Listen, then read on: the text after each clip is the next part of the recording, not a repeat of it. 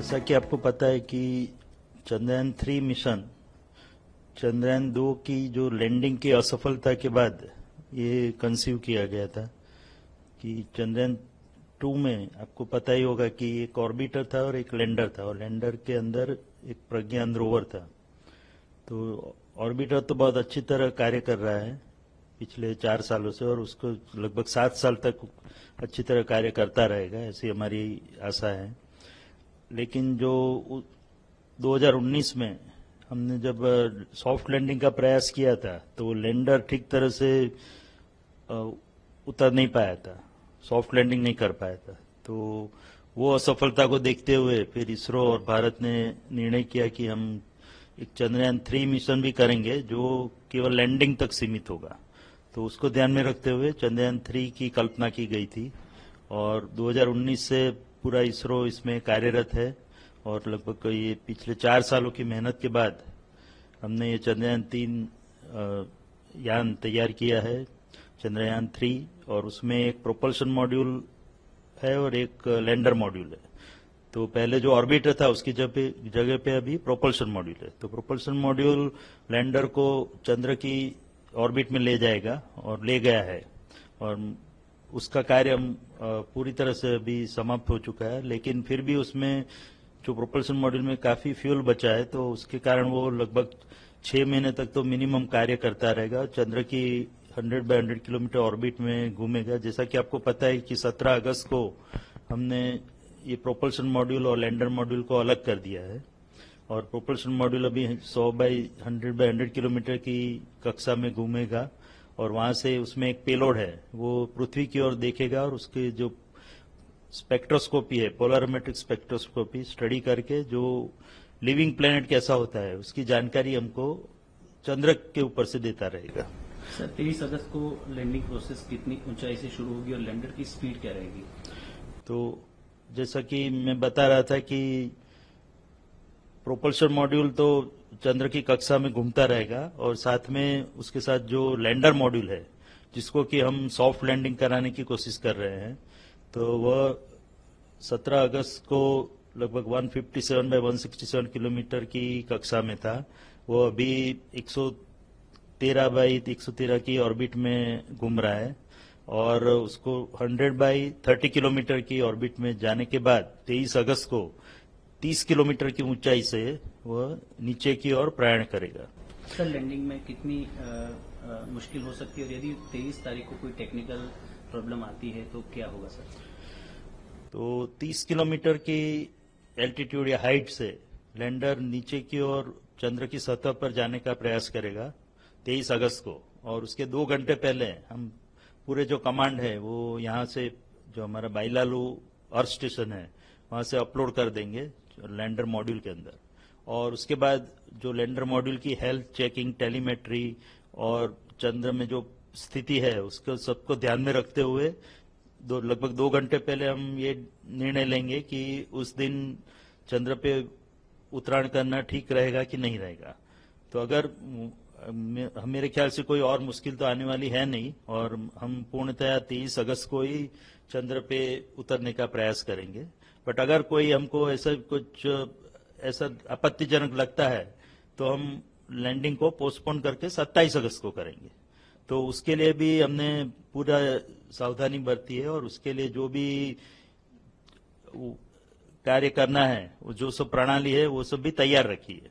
तो हम जो मोस्ट प्रोबेबली हम 23 अगस्त को ही उत्तरायण करेंगे, अन्यथा 27 अगस्त को।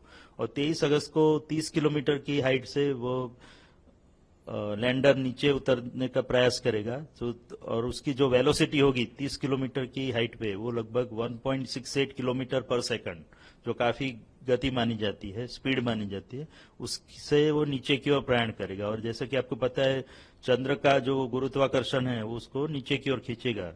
तो उसके बाद वो इसलिए हमको जो थ्रस्टर इंजन है उसको रेट्रोफायर करना पड़ेगा जिससे कि उसकी स्पीड कम होती जाए और धीरे धीरे जब चंद्र की सतह पर पहुंचेगा तब लगभग 0 स्पीड हो जाएगी उसकी।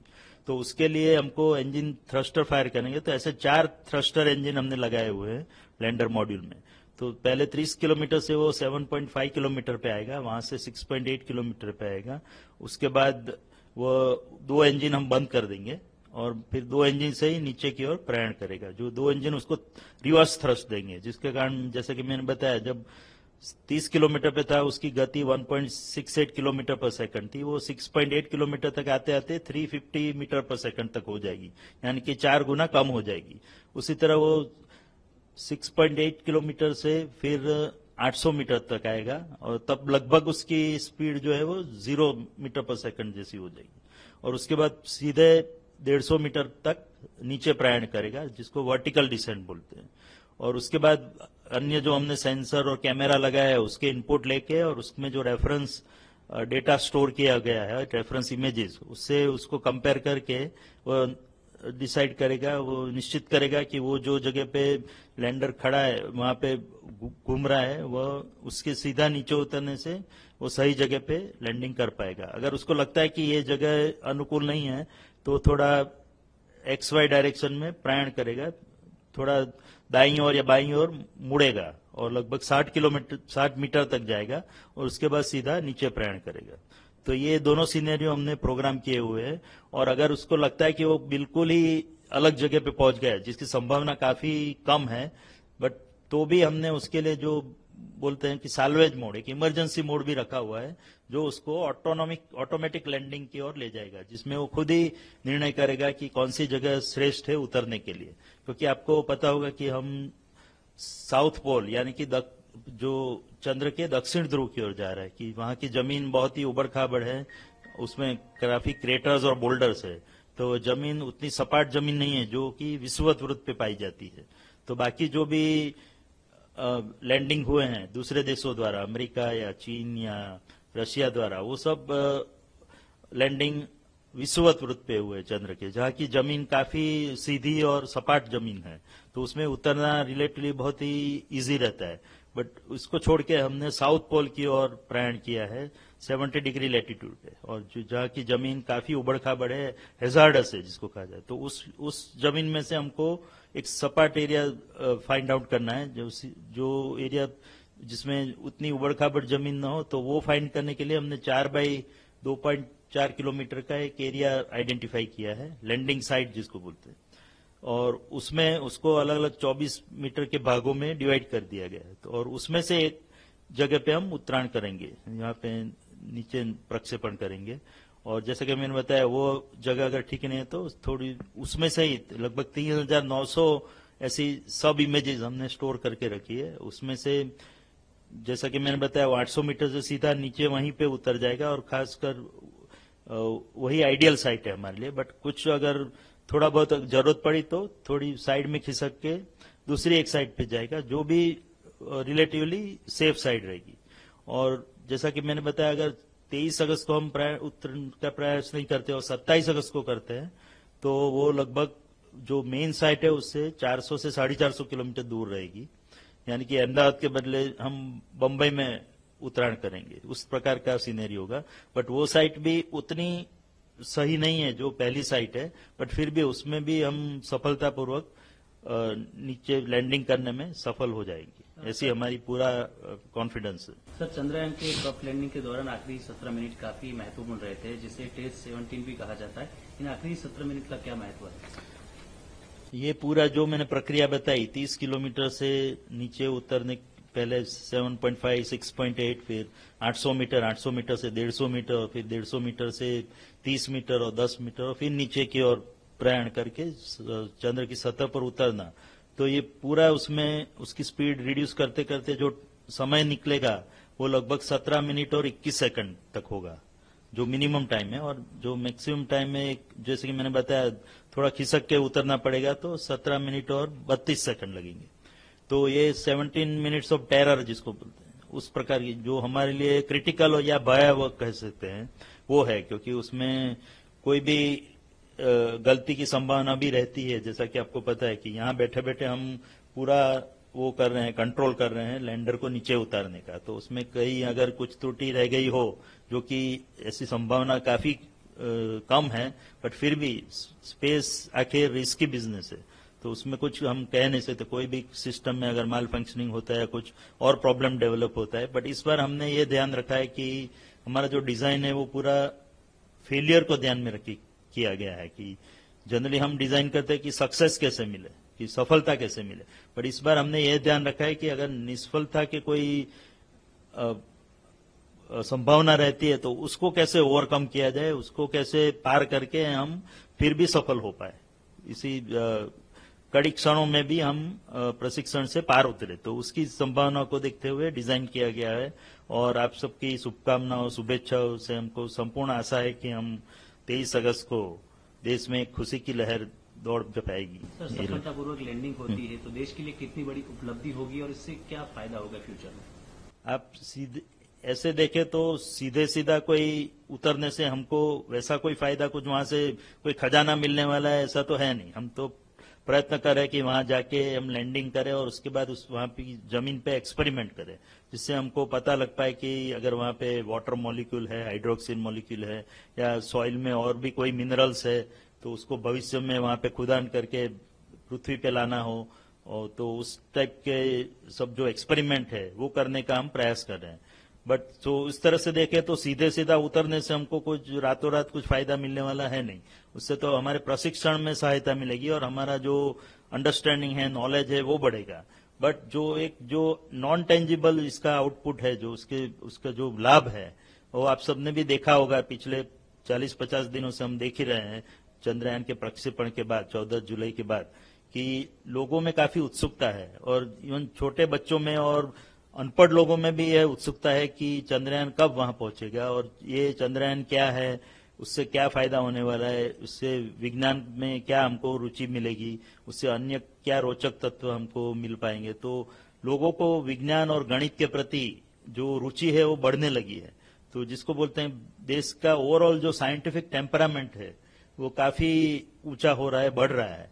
तो उसके कारण लोग जो अपने पुराने दकियानुसी ख्याल है उससे बाहर निकल पाएंगे, क्योंकि वैज्ञानिक सोच अगर लोगों में बढ़ती है तो उससे कई जो टेंजिबल और नॉन टेंजिबल फायदे हैं वो हमको भविष्य में देखने को मिलेंगे। और उसके कारण और कई बच्चे और कई जो हमारे स्टूडेंट्स है जो जनरली गणित और विज्ञान से डरते रहते हैं, तो उनको भी उसके प्रति रुचि जागृत होगी और वो सब लोग भी विज्ञान और गणित के प्रति और भी रुचि दिखाएंगे। और कई ज्यादा से ज्यादा हम वैज्ञानिक और साइंस और गणित पढ़े, मैथमेटिक्स पढ़े ऐसे बच्चे तैयार कर पाएंगे जो देश के ओवरऑल निर्माण और डेवलपमेंट के लिए, उसके लिए लाभकारक ही सिद्ध होने वाला है। अंतिम सवाल सर, अहमदाबाद इसरो का इस पूरे मिशन में क्या है? जहां तक हमारे अंतरिक्ष उपयोग केंद्र यानी कि स्पेस एप्लीकेशन सेंटर का सवाल है, अहमदाबाद में जो स्थित है, यहाँ पे हमारे 3 कैंपस है, आपको पता ही होगा। एक सैटेलाइट का मेन कैंपस है और भोपाल में 2 कैंपस है हमारे। तो इस केंद्र ने इस चंद्रयान 2 में और चंद्रयान 3 दोनों मिशनों में काफी योगदान दिया है।